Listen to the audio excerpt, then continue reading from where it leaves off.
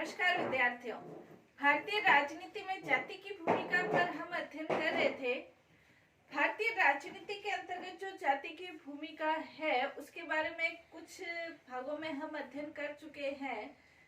जैसे जो जाति व्यवस्था है वो निर्णय निर्माण प्रक्रिया को प्रभावित करती है, नीतिगत निर्णय को प्रभावित करती है, मतदान व्यवहार को प्रभावित करती है। राजनीतिक जो दल है वो निर्णय लेते समय जातिगत आधार पर अवश्य उनका समीकरण रहता है, उम्मीदवार खड़े करने में उनका समीकरण रहता है। जातीय गणित को हर एक राजनीतिक पार्टी देखती है। इसके अलावा जो मतदाता है वो भी अन्य मुद्दों से ज्यादा जातिगत जो मुद्दे हैं, जाति का जो उम्मीदवार है, प्रत्याशी है, उसके पक्ष में मतदान करने की उसकी रुचि ज्यादा रहती है। भारतीय राजनीति में जाति की क्या भूमिका है उसके कुछ और पॉइंट्स के बारे में हम अध्ययन करेंगे। नेक्स्ट इसके अंतर्गत जातिगत दबाव समूह। भारत के अंतर्गत जो जाति व्यवस्था है वो एक दबाव समूह के रूप में कार्य करती है और उसी को दृष्टिगत रखते हुए केसी जौहरी ये कहते हैं कि जातिगत दबाव समूह अपने निहित स्वार्थों और हितों की पूर्ति के लिए निर्माताओं को जिस ढंग से, नीति निर्माताओं को जिस ढंग से प्रभावित करते हैं उससे उसकी तुलना पश्चिम में और यूरोप के स्वैच्छिक समूह यानी कि दबाव समूह से की जा सकती है। दबाव समूह जो राजनीति में भाग नहीं लेते लेकिन नीति निर्माण प्रक्रिया पर अपना प्रभाव डालकर अपने पक्ष में निर्णय करवा लेते हैं। भारत के अंतर्गत भी जो जातिगत समूह है, संस्थाएं हैं, संघ है, संगठन है, वो नीति निर्माण प्रक्रिया के ऊपर अपना प्रभाव डालकर अपने पक्ष में निर्णय करवाने की कोशिश करते हैं। इसलिए जाति व्यवस्था को, संस्था को दबाव समूह के रूप में भी कहा जा सकता है कि जैसे राजनीति में पश्चिम में और यूरोप के अंतर्गत राजनीति में जो भूमिका दबाव समूह निभाते हैं, भारत के अंतर्गत जाति व्यवस्था वो राजनीति के अंतर्गत भूमिका निभाती है। इसके अलावा जाति और प्रशासन, प्रशासन के अंतर्गत जो निर्णय लिए जाते हैं उसके अंतर्गत जाति का अपना एक महत्वपूर्ण योगदान रहता है और इसके अंतर्गत जाति के आधार पर प्रशासनिक स्तर पर भी नीतियां, निर्णय, नियम, योजनाएं बनाई जाती है। इसके अंतर्गत यदि देखा जाए तो जैसे नौकरियों में पिछड़े वर्गों के लिए, एससी के लिए, एसटी के लिए जो आरक्षण की व्यवस्था की गई है, इसी प्रकार सितंबर 1993 के अंतर्गत अन्य पिछड़े वर्गों के लिए जो 27% आरक्षण की व्यवस्था की गई, पदोन्नतियों में भी जो अनुसूचित जाति जनजाति के लिए व्यवस्थाएं की गई है और प्रशासनिक स्तर पर भी जो अधिकारी है, स्थानीय स्तर पर जो प्रशासनिक अधिकारी है, वो भी निर्णय लेते समय जातिगत आधार का जो गणित है, जो समीकरण है, उसे अवश्य ही ध्यान में रखकर उस प्रकार का निर्णय लेते हैं। श्रीनिवास के शब्दों में हम कह सकते हैं कि इन प्रावधानों के कारण जिन जातियों को, वर्गों को विशेष सुविधाएं मिली है, वो वर्तमान समय अपने पिछड़ेपन के विशेषाधिकार यानी कि पिछड़ेपन के विशेषाधिकार को छोड़ने की अनिच्छा रखती है। भारत के अंतर्गत जाति व्यवस्था के अंतर्गत ये रूप उभर कर सामने आया है कि पिछड़ेपन को भी विशेषाधिकार के रूप में रेखांकित किया जाता है। तो अनिच्छा रखती है जिनको पिछड़ेपन का विशेषाधिकार प्राप्त है, ये श्रीनिवास कहते हैं। इसके अलावा क्षेत्रीय दलों के निर्माण में भी जाति की महत्वपूर्ण भूमिका रहती है। कई ऐसे क्षेत्रीय दल हैं जिनके निर्माण के अंतर्गत जो जाति है वो महत्वपूर्ण भूमिका निभाती है। जैसे बहुजन समाजवादी पार्टी है, दलित जाति के वोट बैंक के आधार पर बहुजन समाजवादी पार्टी ने न सिर्फ अपनी महत्वपूर्ण स्थिति प्राप्त की बल्कि ये क्षेत्रीय पार्टी से राष्ट्रीय पार्टी के स्तर तक भी पहुंच गई, सत्ता प्राप्त करने में भी अपनी महत्वपूर्ण भूमिका निभाई। न सिर्फ क्षेत्रीय स्तर पर बल्कि राष्ट्रीय स्तर पर भी जाति के आधार पर ये जो क्षेत्रीय पार्टियां बनती है, ये राष्ट्रीय स्तर पर भी अपनी महत्वपूर्ण भूमिका निभाती है।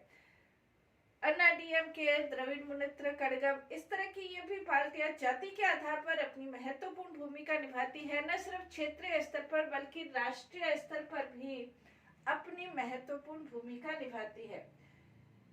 नेक्स्ट, जाति के कारण अन्य जो तत्व है उसकी उपेक्षा होती है। जाति के आधार पर जो मतदाता है, जाति के आधार पर जो राजनीतिक दल है, दोनों ही जो अन्य तत्व है उनकी उपेक्षा करते हैं। हमेशा नहीं, लेकिन उपेक्षा करने की उनकी भूमिका रहती है।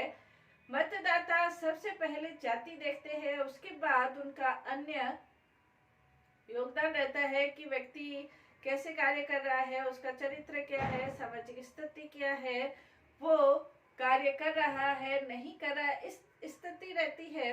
जो राजनीतिक दल है वो भी निर्णय करते समय अपनी महत्वपूर्ण उनका जो फोकस होता है वो जाति होता है, न कि उम्मीदवार का सेवा देने की भावना, राजनीतिक समाज सेवा की भावना, इस तरह की भावनाएं कम रहती है। इसके अंतर्गत हम कालकेरकर के शब्दों में कह सकते हैं कि जातिवाद अत्यधिक अंध और सर्वोच्च समूह है, जिसमें सामान्य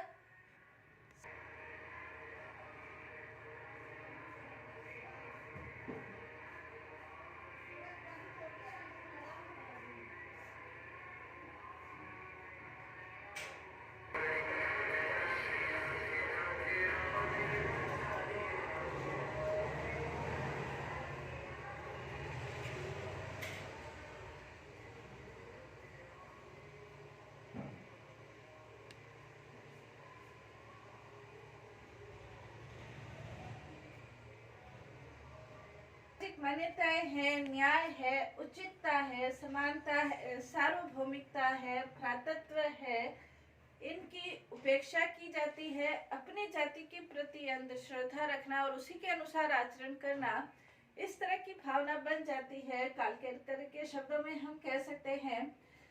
नेक्स्ट, इसके अंतर्गत जाति की जो भूमिका है वो राज्यों की राजनीति में जाति की भूमिका एक महत्वपूर्ण रूप से रहती है।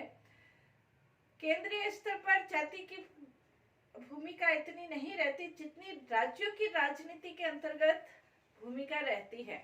और इसी के कारण जैसे टिंकर ये कहते हैं कि राज्य राजनीति जातियों की ही राजनीति है। उन्होंने उदाहरण देकर यह सिद्ध किया कि भारत के अंतर्गत जो विभिन्न प्रकार के राज्य हैं उसमें जाति के आधार पर भूमिकाएं रहती है। जैसे यदि तमिलनाडु के अंतर्गत देखा जाए तो तमिलनाडु के अंतर्गत ब्राह्मणवाद के विरोध में एक आंदोलन चला, और ये न सिर्फ स्वतंत्रता के बाद बल्कि स्वतंत्रता से पहले भी ब्रिटिश जो प्रशासन था उनको ब्राह्मणवाद के विरोध के अंतर्गत उनको भी ब्राह्मण विरोधी जो दूसरी जातियां थी, दलित जातियां थी, उनको कुछ आरक्षण देने के लिए मजबूर होना पड़ा, उन्हें विशेष सुविधाएं देनी पड़ी। आजादी के बाद तो तमिलनाडु के अंतर्गत रहा ही था, और उसके बाद जैसे कह सकते हैं कि इसके अंतर्गत रामास्वामी के विरोध में कामराज नाडर को जो खड़ा किया गया, उसकी महत्ता बढ़ाई गई, वो ब्राह्मण और अन्य जातियों के विरोध का परिणाम हम देख सकते हैं। महाराष्ट्र के अंतर्गत मराठा और ब्राह्मणों के जातियों के इर्द गिर्द ही राजनीति घूमती हुई नजर आती है। बिहार के अंतर्गत अगड़े और पिछड़ों की राजनीति के अंतर्गत घूमती हुई नजर आती है। बिहार के अंतर्गत जैसे वर्तमान समय यदि हम विधानसभा के चुनाव देखें, 2020 के अंतर्गत विधानसभा के चुनाव देखें, तो उसके अंतर्गत राजनेताओं के जो बोल है वो बिहार की राजनीति के अंतर्गत ऐसे बोल देखने को मिलते हैं कि जो राजपूत हैं वो अपने एन में रहेंगे, अपनी लिमिट में रहेंगे, उनको कोई बाबू नहीं कह सकता, उनको महाशय नहीं कह सकता। इस तरह के बोल हमें चुनाव के अंतर्गत देखने को मिलते हैं। यानी कि बिहार की जो राजनीति है अगड़े और पिछड़ों की राजनीति के अंतर्गत सिमट कर रही है। मध्य प्रदेश, राजस्थान के अंतर्गत यदि देखा जाए तो जाट जो जाति है उसकी महत्वपूर्ण भूमिका रहती है। जाटों के अलावा राजपूतों की राजस्थान के अंतर्गत भूमिका रहती है। मध्य प्रदेश के अंतर्गत भी इनकी भूमिका रहती है। आंध्र प्रदेश और तेलंगाना के अंतर्गत जो कामा और रेड्डी जातियां हैं वो राजनीति में अपनी महत्वपूर्ण भूमिका निभाती है।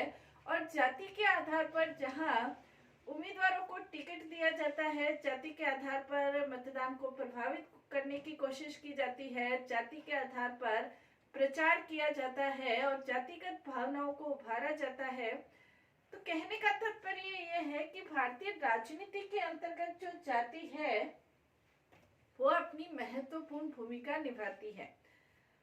और जाति निर्णय लेने में, नीतिगत योजनाएं बनाने में, चुनाव में, उम्मीदवार खड़े करने में, प्रचार में जाति की महत्वपूर्ण भूमिका है। और इसके अंतर्गत हम कह सकते हैं कि जाति के आधार पर मतदान व्यवहार होता है। हालांकि कोई भी राजनीतिक पार्टी दूसरी राजनीतिक पार्टियों के ऊपर ये आरोप लगाती है, हर राजनीतिक पार्टी दूसरी राजनीतिक पार्टियों के ऊपर आरोप लगाती है कि अमुक राजनीतिक पार्टी जाति के आधार पर निर्णय लेती है, हम जाति मुक्त है। लेकिन कहीं न कहीं सभी का समीकरण और गणित जातिगत आधार पर उम्मीदवार खड़े करने से लेकर चुनाव प्रसार तक और मंत्रिमंडल के निर्माण तक में जाति की अपनी महत्वपूर्ण भूमिका भारतीय राजनीति के अंतर्गत देखने को मिलती है। अब ये क्वेश्चन उठता है कि राजनीति में जो जाति की भूमिका है वो भारतीय राजनीति के अंतर्गत जाति की जो भूमिका है वो वरदान है या अभिशाप है। कुछ विद्वान ये मानते हैं कि भारतीय राजनीति के अंतर्गत जो जाति की भूमिका है वो एक अभिशाप के रूप में है। जाति के आधार पर समाज को बांटा जाता है, समाज को टुकड़े किए जाते हैं, या जाति के आधार पर समाज की जो स्थिति है वो एक तरीके से वैमनस्य की भावना बढ़ती है।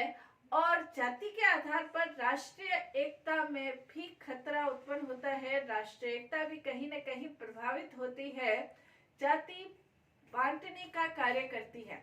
लेकिन कुछ विद्वान जैसे रूडोल्फ है वो ये कहते हैं कि राजनीति के अंतर्गत जाति जहां वैमनस्य कटुता की भावना पैदा करती है, वहां जाति की जो भूमिका है वो सकारात्मक रूप में भी है।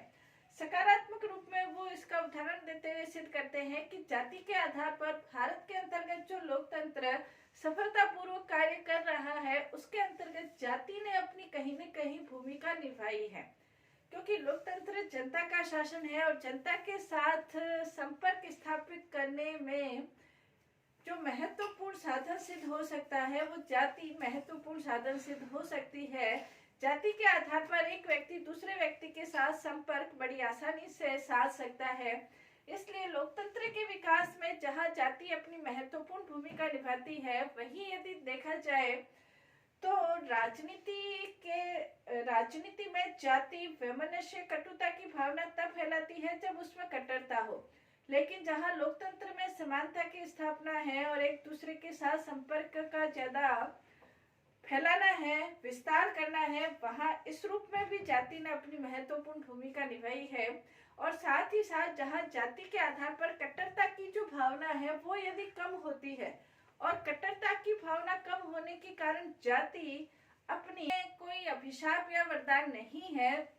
जाति जब कट्टरता को ग्रहण कर लेती है तो वो एक अभिशाप बन जाती है। लेकिन जाति के आधार पर सकारात्मक रूप से भी राजनीति में अपनी महत्वपूर्ण भूमिका निभा सकती है। जहां भारत में लोकतंत्रात्मक शासन पद्धति को ग्रहण किया गया है, प्रतिनिधियात्मक लोकतंत्रात्मक शासन व्यवस्था है, तो इसके अंतर्गत जाति अपनी महत्वपूर्ण भूमिका निभा सकती है। और भारत के अंतर्गत जो पिछड़ी हुई जातियां हैं, अनुसूचित जाति जनजाति है, उनके लिए विशेष आरक्षण की व्यवस्था करके भी उन जातियों को समान स्थिति में लाने की कोशिश की गई है, उनके बीच भेदभाव मिटाने की कोशिश की गई है। तो समानता की दिशा में भी जाति के आधार पर कार्य किया जाता है। लेकिन जाति जो अपनी कई बार अभिशाप के रूप में भूमिका निभाती है, तो उसके अंतर्गत जातीय कट्टरता तो एक महत्वपूर्ण स्थान है ही है कि जातीय कट्टरता के कारण यह अभिशाप की स्थिति पैदा करती है। लेकिन उस कट्टरता को बढ़ाने में कौन अपनी भूमिका निभाता है, यदि गहराई से देखा जाए तो जातीय कट्टरता को, जातीय भावना को उभारने में जो राजनीतिक दल है वो अपनी महत्वपूर्ण भूमिका निभाते हैं। यदि राजनीतिक दल जाति व्यवस्था को, संस्थाओं को यदि सकारात्मक रूप में लेकर कार्य करे, तो जाति व्यवस्था भारत में अभिशाप नहीं बल्कि वरदान के रूप में भी कार्य कर सकती है, क्योंकि लोकतांत्रिक व्यवस्था को सुचारू रूप से संचालित करने में जाति महत्वपूर्ण भूमिका निभा सकती है। तो राजनीतिक दलों को ये सोचना चाहिए, सिर्फ अपने राजनीतिक स्वार्थों की पूर्ति के लिए, राजनीतिक तुष्टीकरण के लिए जाति भावनाओं को उभार कर दूसरे जाति के प्रति वैमनस्य की भावना नहीं फैलाई जाए, बल्कि जाति जाति में आपसी सौहार्द हो, आपसी प्यार हो, आपसी भाईचारा हो। तो जाति लोकतांत्रिक व्यवस्था में श्रेष्ठ आधार भी बन सकती है। धन्यवाद।